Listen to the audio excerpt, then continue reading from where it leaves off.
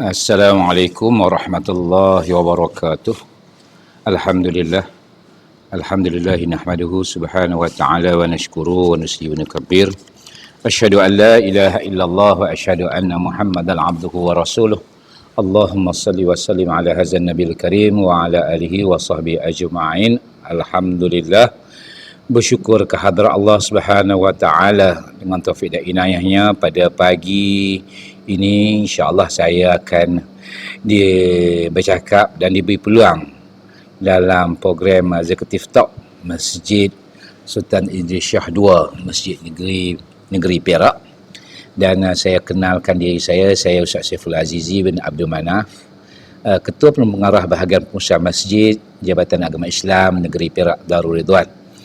Dan saya akan bercakap dengan skop bahagian saja, iaitu kaitan dengan masjid yang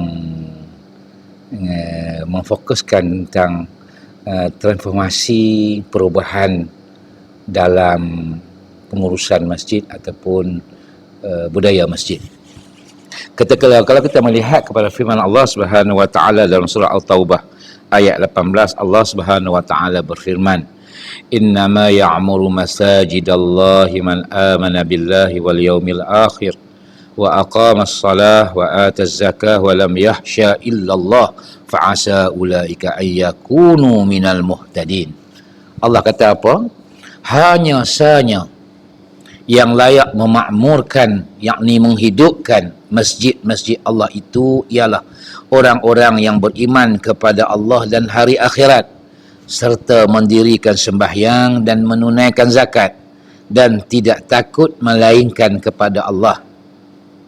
Dengan adanya sifat-sifat yang tersebut, maka adalah diharapkan mereka menjadi dari golongan yang mendapat petunjuk.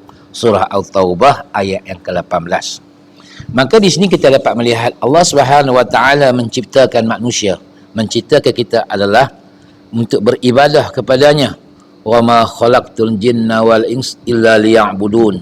Aku ciptakan manusia dan juga jin adalah untuk beribadah kepada aku. Maka peranan tanggungjawab daripada masyarakat orang Islam yang beragama Islam ialah tak lain dan tak bukan ialah beribadah. Dan ibadah, kalau kita cakap tentang ibadah, besar tentang ibadah. Dan yang kita lihat hari ini, realiti yang ada, bila sebut ibadah, orang lebih kepada fokus tentang sembahyang. Bila sebut tentang sembahyang, orang lebih khusus kepada masjid. Dan kita melihat hari ini masjid lebih menjurus ke arah tentang ibadah solat 5 waktu sahaja. Lebih ke arah-arah itu. Walaupun hari ini kita lihat adalah perkembangan. Alhamdulillah.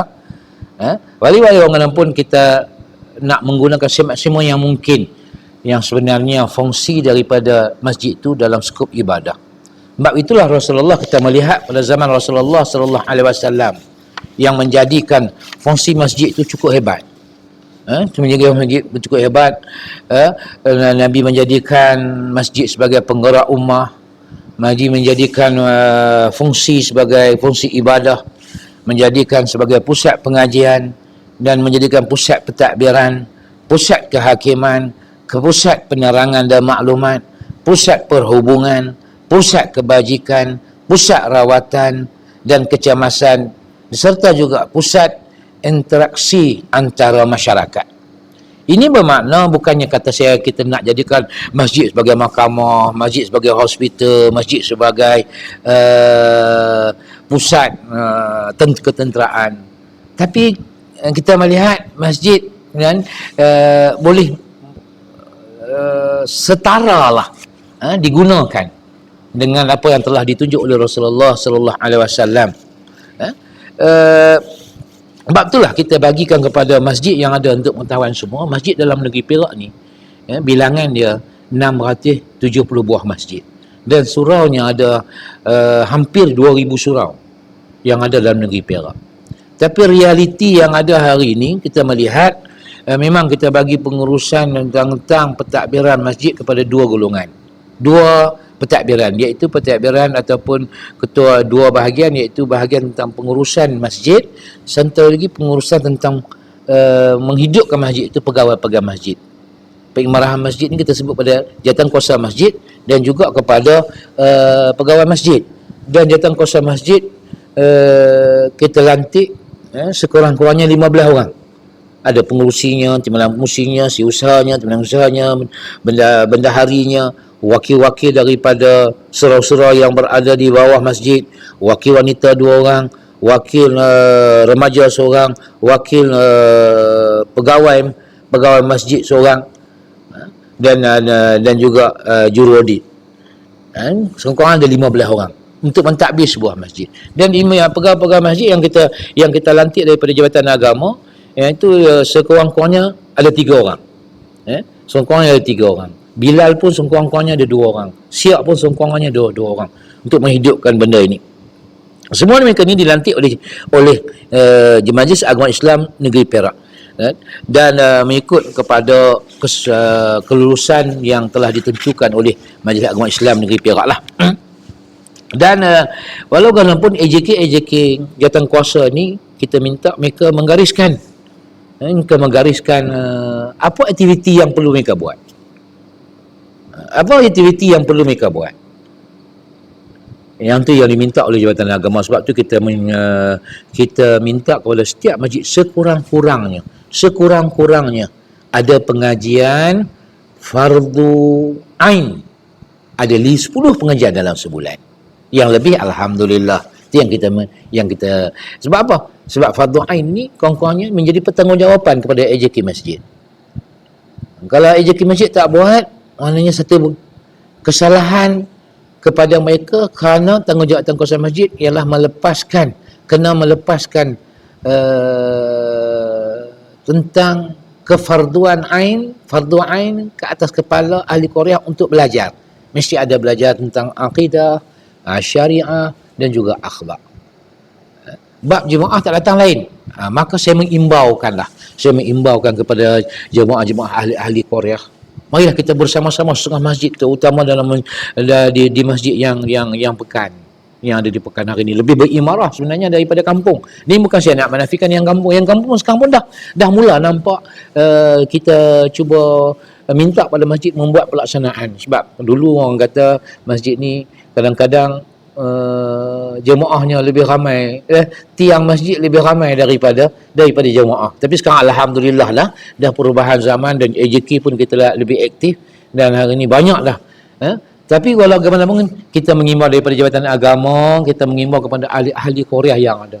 Marilah kita sama-sama, sebab ini merupakan jawatankuasa dah sedia dah belajar fiqahnya, belajar tauhidnya, ada belajar tasawufnya, ada belajar tafsirnya, ada hadisnya, ada hatta sampai kepada belajar faraid pun ada, tajwid pun ada, Al-Quran pun ada. Alhamdulillah. Cuma sambutan daripada ahli-ahli Korea. Sebab kita kena ingat, Allah kata orang yang memakmurkan masjid ialah daripada kalangan orang yang beriman. Kita nak buktikan yang kita ni orang beriman ialah kita hadir ke masjid. Dan mereka daripada kalangan orang-orang yang mendirikan sembahyang. Tapi kalau kita tak hadir ke masjid, melambangkan bahawa keimanan kita dah menipis. Kata-kata sebut kata tak ada nanti satu yang kurang baiklah. Okay, hadirin hadirat yang dirahmati Allah. Maka dari segi peimarahan masjid, usaha-usaha yang telah yang perlu dibuat oleh jawatankuasa, saya sebut jawatankuasa nanti kita sebut oleh jemaah balik ahli Korea. Yang jawatankuasa dari segi binaan masjid. Ini saya nak imbau kepada jawatankuasa masjid. Dari segi penggunaan duit masjid, utamakan dulu guna untuk keselesaan ahli Korea. Tandasnya cantik, kawasannya cantik, tempat sembahyangnya wangi, tempat sembahyangnya selesa, lampu pencahayaannya yang cukup baik, cat color masjid juga, semua tu main peranan tu. Gunakan duit tu. Sebab apa? Ada setengah masjid tu saya sebut, duit dia banyak, masjidnya dia sekadar saja, dia lebih gunakan duit tu kepada benda lain. Bukan kita tak bagi bantu masyarakat, silakan, memang kita alu-alukan. Kita alu-alukan untuk bantu masyarakat, bantu fakir miskin, bantu anak yatim, bantu untuk bencana-bencana alam. Kita minta bantu, teruskan. Tapi dari segi hukumnya, awalkan dulu dari segi rumah Allah, jaga rumah Allah. Itu utama. Sebab duit orang bagi itu lebih kepada untuk peimarahan masjid. Dah habis penggunaan masjid, kita keluarkan untuk ahli-ahli Korea. Itu cantik. Itu yang cantiknya. Yang keduanya, saya boleh digunakan masjid sebagai pusat maklumat.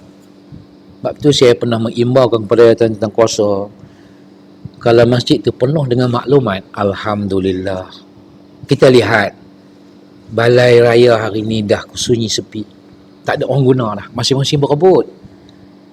Sat orang ni ambil, sat orang ni ambil kunci, sat orang ni naik, dia ambil kunci, akhirnya balai raya tak guna. Yang adanya dewan orang ramai, yang masuknya bukan orang lah sekarang, kambing yang masuk.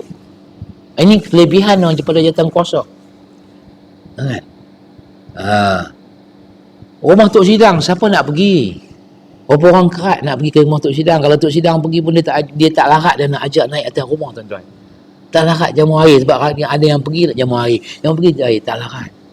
Dia buat pengulu. Siapa orang yang nak pergi, yang ramai buat mulut Datuk Tok Sidang. Tapi di masjid, semua ahli Korea akan hadir. Paling tidak setahun sekali. Kalau yang ada di luar daripada Koreanya, dia balik raya dia pergi. Tapi kalau maklumatnya lengkap, tu saya minta kepada jawatan kuasa, dan mungkin ahli-ahli Korea boleh mainkan peranan tolong lengkapkan maklumat-maklumat di masjid. Ada senarai jawatan kuasanya, ada keuangannya, ada bilangan penduduknya, pecahan jantinanya, pecahan pekerjaannya, ada bilangan anak yatim, ada bilangan ibu tunggal, ada bilangan rumah kosong, ada bilangan yang masuk universiti, ada yang bilangan yang belajar di luar negeri, ada bilangan yang apa lagi kita sebut, yang menerima bantuan fakir bantuan daripada Baitul Mal, ada bilangan yang terima daripada Jabatan Kebajikan. Semua ni maklumat ni, kalau orang hadir ke masjid, orang tengok, oh seronok benda. Dalam masa yang sama, bekalkan maklumat tentang risalah Islam. Risalah yang ni saja yang kita lihat di papan kenyataan, yang ada tu iklan umrah, iklan masuk universiti. Itu pun kadang-kadang lekat, cabut paku tercabut, jatuh ke bawah, berkumpul di bawah. Tapi kalau maklumat tu dibagi, cantik tempat, tuan-tuan. Dan sediakanlah, selain daripada tu, boleh sediakan yang kita imbaukan kepada jawatan kuasa masjid, boleh mainkan peranan daripada jawatan kuasa. Ruang, kita ada ruang bacaan, kita ada, nak sebut library mungkin tinggi, tapi ruang bacaan ni dia ada satu tempat, simple tuan-tuan, ada satu tempat, ada rak buku, ada buku-buku, ada meja, buat sikit tanda kawasan ni kawasan bacaan, letaknya meja, terutama masjid tu pula pasang wifi. Anak-anak ahli Korea boleh datang, tahu orang dalam masa PKP ni, kadang-kadang internet di rumah tak kuat, wifi di rumah, maklum je lah. Tapi kalau masjid sediakan kemudahan macam tu, siapa hadir ke masjid, ini dia punya password dia, boleh guna, duduk ramai-ramai, orang dah tahu dah, semua duduk di masjid. Tapi kalau masjid tak sediakan benda tu, anak-anak pergi ke mana? Kafe, internet, pusat internet, duduk pusat internet, berbagai-bagai kawan dia jumpa, wallahu a'lam bagaimana. Ini peranan daripada jawatan kuasa. Selain daripada tu, peranan jawatan kuasa masjid lagi ialah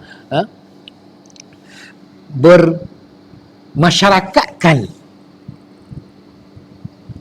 masjid. Masjid dimasyarakatkan, maknanya sebarang aktiviti apa yang tak boleh buat, masjid boleh buat kepada bacaan Yasin, untuk anak-anak ambil SPM, tempat turun permulaan anak-anak sekolah belarak daripada masjid untuk berjuang untuk SPM, tempat turun tangga untuk pergi haji, menjadikan pusat untuk buat kenuri kahwin dalam kawasan masjid, berbagai-bagai. Boleh jadikan pusat diskusi antara orang kampung, kumpulkan ketua-ketua jabatan, panggil penghulu, panggil tok sidang, panggil YB, panggil yang ketua-ketua jabatan yang berkaitan. Mungkin ahli-ahli Quraish nak berinteraksi, jemput hadir ke masjid. Itu yang peranan-peranan yang banyak lagi sebenarnya kalau saya nak sebut di sini. Okay. Apa lagi kita sebut? Orang sebut pusat riadah. Pusat riadah ni mungkinlah. Dulu orang suruh buat pusat riadah, buat kort badminton, kort takraw, tapi yang saya lihat kurang dah sekarang. Bukan apa, kadang-kadang anak-anak main takraw, maghrib tak pergi.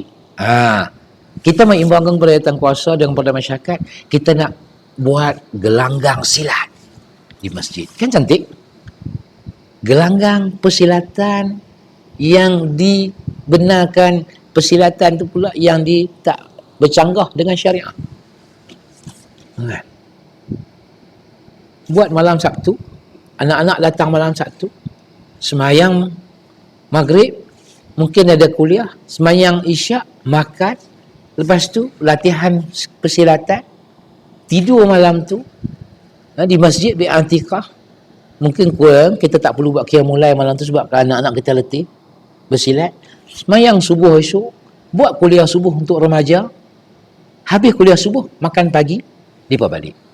Pokoknya ada seminggu 2 kali remaja-remaja persilatan belajar di kawasan masjid. Ubah. Sebab saya dari segi pemerhatian saya, penyelidikan dalam segi pemerhatian, saya lihat dulu yang dipromo untuk buat kort badminton, kort takraw, kadang-kadang jadi malu dah kepada masjid. Dia main badminton, dia balik. Dia main takraw, dia balik. Di antaranya lah. Boleh masjid buat. Sebab tu apa lagi? Pusat tadika Islam boleh buat. Saya cabar mana-mana masjid. Ahli Korea mungkin boleh hantar anak-anak. Tadika tahfiz. Untuk tuan-tuan, tak silap saya lah, belum ada lagi tadika tahfiz yang sistematik di negeri Perak. Yang pernah saya lihat ialah di Sarawak. Maka dinding di masjid-masjid semua ada ayat-ayat Quran untuk budak-budak hafal. Cantik. Okey. Selain daripada itu, pesusunan pengajian memang buat senang pengajian, tapi saya nak sebut di sini, dulu banyak ustaz-ustaz sebut masjid open university. Saya nak cabar masjid. Mana masjid yang telah mengeluarkan seorang student daripada pengeluaran daripada pengajian dalam masjid yang boleh mengajar? Tunjukkan saya. Saya bukan kata saya nak ego, tidak. Tapi kita lihat, kita fikir. Dulu banyak ustaz-ustaz sebut masjid open university, tak perlu bayar yuran, tak kira umur. Tapi saya nak tanya, ada tak student pengeluaran masjid yang belajar yang boleh jadi guru untuk mengajar selepas guru tu meninggal? Ini perlu dilihat juga oleh bahagian oleh pihak masjid. Sebab apa? Sistematik. Sebab tu ada satu ketika saya minta pada masjid mana yang boleh buat, masjid mana yang boleh buat pengajian dia dalam seminggu tu, dalam sebulan tu, 7 hari tu, guru yang sama tiap-tiap minggu. Maknanya hari Isnin minggu pertama, contohnya Ustaz Saiful. Hari Isnin minggu kedua Ustaz Saiful. Hari Isnin minggu ketiga Ustaz Saiful. Hari Isnin minggu keempat Ustaz Saiful. Maknanya sebulan dengan jam 4 kali. Sekurang-kurangnya, paling tidak pun, anak-anak jemaah yang belajar, dia tak lupa apa yang dia belajar.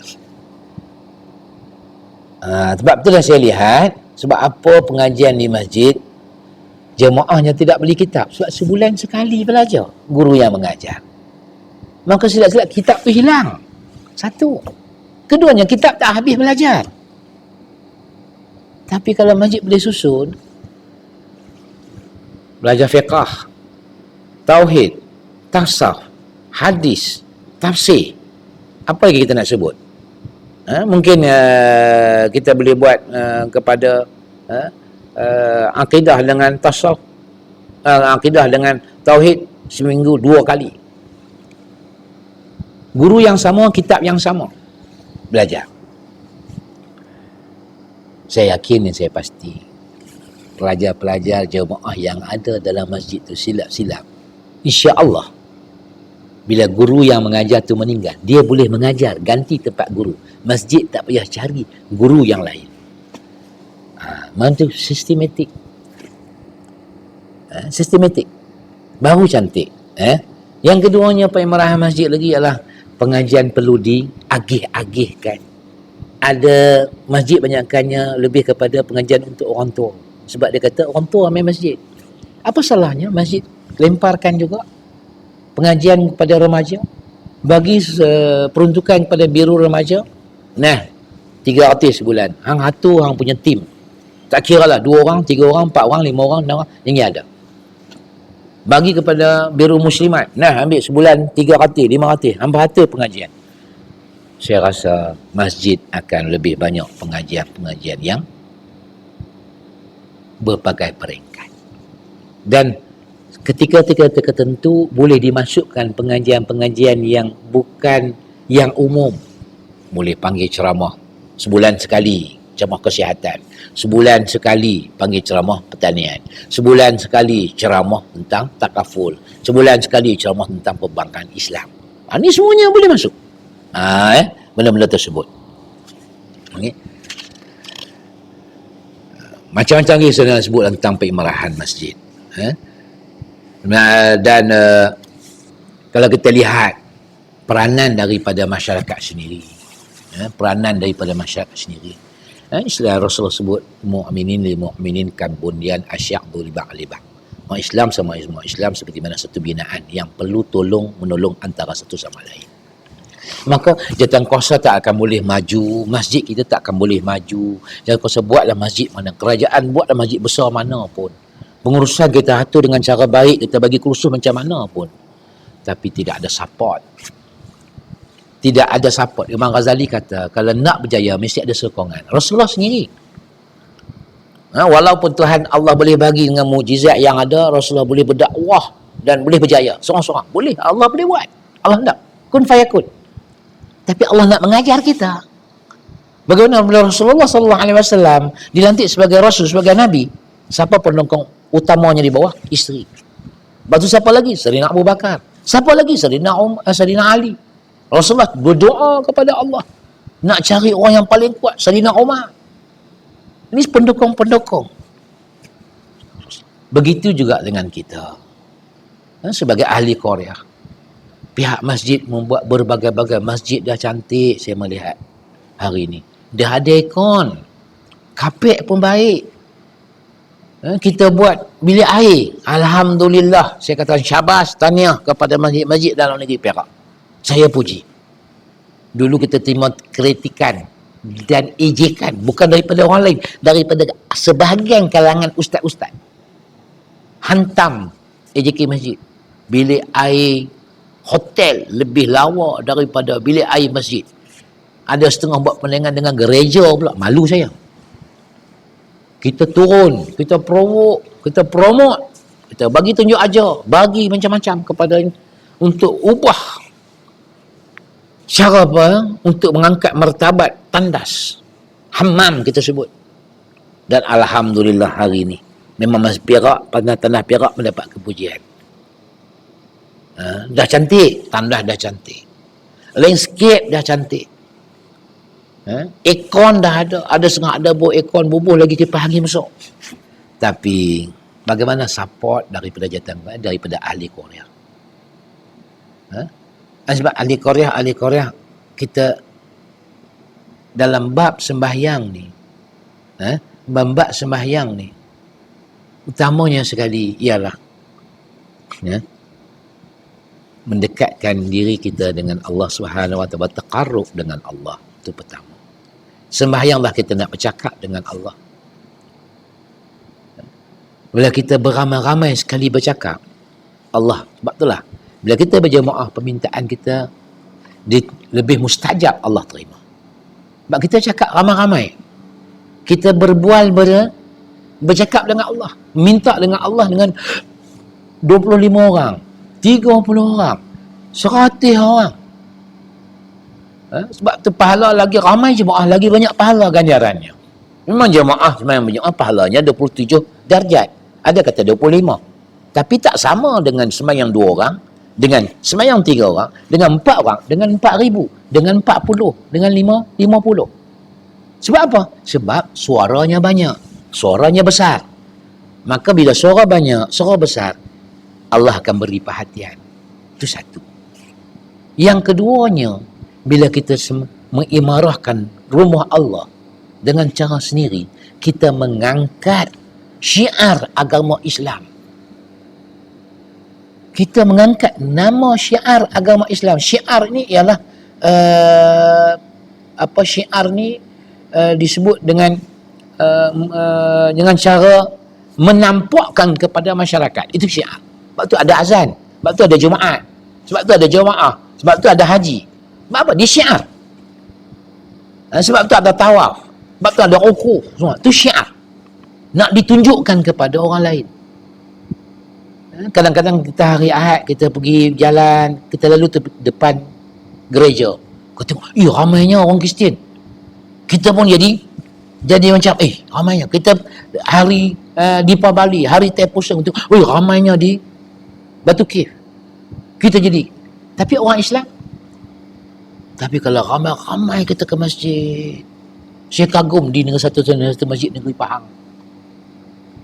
Subuhnya di jemaahnya seramai sembahyang Jumaat. Masya Allah, hebat. Itu nak tanam dalam diri. Sebab kita nak mengangkat agama Islam. Kita pandai sebut Al-Islamu ya'lu wa la ya'lu alaih. Kita pandai sebut Islam itu tinggi, tidak ada agama. Tapi apakah kita tanggungjawab kita sebagai orang Islam nak meninggikan agama kita? Kita nak tinggikan agama, kita tinggikan rumah Allah. Dengan ramai-ramai kita hadir, jemaah kita hadir. Bayangkan kalau seorang bapa bawa seorang anak dalam masa yang sama, naik motor, naik kereta, bawa isteri, 3 orang jemaah. Ada jemaah, ada 100 orang jemaah, bawa lagi 3, 2, jadi 300 orang. Tu kalau 100 jemaah. Kalau sembahyang jemaah tu ada hampir 300 orang, 200 orang. Ada bawa anak seorang, bawa isteri seorang. Dah ada 600 orang dalam masjid tu. Segi calculation simple. Tapi itulah realitinya. Realitinya. Sebab masih lagi mentaliti kita yakin kita nampak. Selain daripada keimanan, dari masyarakat kita melihat masjid tempat golongan orang tua-tua. Kita perlu ubah. Bagaimana Turki bangun dengan pemuda-pemuda. Dengan pemuda-pemuda. Itu kerja daripada ahli-ahli Korea untuk hadir. Okey. Dan kalau kita lihat halangan-halangan, tak dapat tidaklah, saya tak nafikanlah. Saya sebut yang terakhir. Halangan-halangan dalam perimarahan masjid diri sendirilah. Oleh AJK, saya sebut pada diri AJK sendiri. Kadang-kadang kita kata, alah, kita buat abad-abad orang bukan mari pun.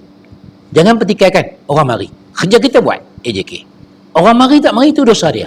Kerja kita ialah kita buat untuk menghilangkan daripada persoalan daripada Allah. Sebab setiap pertanggungjawapan yang kita pegang akan ditanya oleh Allah. Kena ingat yang tu. Yang penting kita buat, orang datang tak datang, itu soal nombor 2. Itu kerja dia. Dan bagi ahli-ahli Korea, kita kena ingat, kita manusia, hamba Allah, mengaku diri kita Islam, pertanggungjawaban kita, semua manusia kita, semua boleh kita kan, semua masyarakat tahu kerja kita untuk ibadah. Satu. Dan kita nak solid ibadah kita, nak perbanyakkan ibadah kita, carilah tempat yang mendatangkan keuntungan berlipat kali ganda, iaitu di masjid. Dengan sembahyang berjemaah, dengan niat i'tikaf, dengan menghubung untuk rahim, bagai-bagai tuan-tuan. Yang keduanya, tak dapat saya tak nafikan halangan-halangan dalam bab peimarahan masjid, keuangan. Dan jawatankuasa kena kreatif lah. Jawatankuasa kena kreatif. Kadang-kadang kita tak boleh mengharapkan kepada duit tabung masjid hari Jumaat. Sebenarnya banyak masyarakat kita di Malaysia ni dalam bab sedekah cukup mewah. Cukup orang kata senang. Nak buat sekolah, nak buat tahfiz, berat. Nak buat sekolah yatim, berat. Ada orang tunggu di depan dengan Maybank, bubuh. Tipu tak tipu belakang kira. Ini masjid, orang datang dah tak ada tipu. Cuma masjid kena berubah fikiran. Bukan kami nak minta sedekah, tapi kami nak bagi peluang orang menjedekah. Kena ada konsep tu.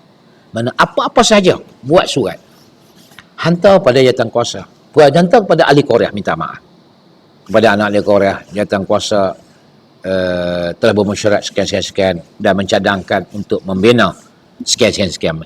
Mana-mana ahli Korea yang, anak ahli Korea yang untuk menyalurkan boleh menghubungi Zak, hantar pada semua, insya-Allah. Tambahan pula dia tengok masjid tu memang ceria, peimarahan ada dan kebajikan kepada ahli Korea pun ada, tak ada masalah. Saya pernah mencadangkan, kadang-kadang saya pernah cadangkan, dan alhamdulillah masjid saya ada buat di kampung saya. Sebab apa kita hari bulan puasa sampai tak cukup-cukup nama untuk bubuh untuk sponsor moreh. Malam setiap 2 bulan sebelum Ramadan dah bubuh dah nama untuk buat moreh buka puasa. Apa salahnya kita ubahkan konsep tu kepada bayaran untuk duit api? Bayaran wakaf, bayaran bil api masjid. Buat satu dalam kertas warna merah, tulis Januari, Februari, Mac, sampailah Disember. Nombor pewakaf. Dah. Kan? Orang mari orang tulis. Esok kita hubung. Dia apa? Oh, nak jimat ke? Ni kata nak wakaf bayar duit api. Ya.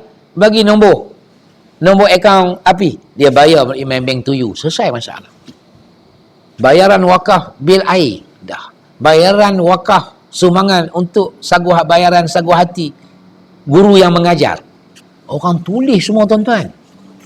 Orang sponsor semua. Senang. Duit tabung masjid dalam bak duit api, duit air, duit pengajian ahli Korea. Kalau kita beri peluang. Saya pernah pergi satu masjid tuan-tuan. Tabung banyak tuan-tuan. Sedangkan dia masjid kaya. Dia dapat bantuan daripada kerajaan. Daripada pintu masuk sampailah tempat parking, tempat mana-mana ada tabung. Saya tanya pada dia pengurusi, masjid ni dapat bantuan berapa setahun? Dia kata setahun dapat 1 juta lebih bantuan. Ni sebab tabung. Dia kata kami bukan nak minta sedekah, Ustaz. Kami nak bagi peluang orang menjedekah. Konsep dia. Nampak. Dan saya pernah pergi ke masjid Bagan Serai. Tabung tepi bilik air. Orang pernah bubuh dalam tabung tu 1,000. Duit 100. Sebab apa? Mungkin dia orang perempuan, dia pergi tandas, pergi kencing, masjid tepi jalan, dia tengok tandas cantik, dia tengok senarai papan kenyataan di luar pun ada senarai pengajian-pengajian, dia nak masuk, nak buah tabung dalam masjid, dia tak boleh masuk, dia tengok tabung tepi tandas ada, dia ambil dalam sampul, dia bubuh 1,000. Nampak? Bila kita beri peluang orang menyedekah, boleh keuangan. Kan? Dia kata ahli-ahli Korea tidak ada tempat lain lagi kita nak berkhidmat. Kita tak jadi AJK, kita tak jadi pegawai masjid, maka cara untuk kita berkhidmat kepada masjid, rumah Allah, ialah kita sumbang keuangan. Yang ketiganya, halangan-halangan tentunya tidak ada kemesraan ataupun dalam istilah psikologinya disebut kejilitan antara jawatankuasa masjid dengan jemaah. Jemaah AJK macam ni adanya. Kami AJK, jemaah pun jadi takut, jadi Korea pun naik. Nanya AJK berkhidmat kepada AJK ni kena jadi macam YB.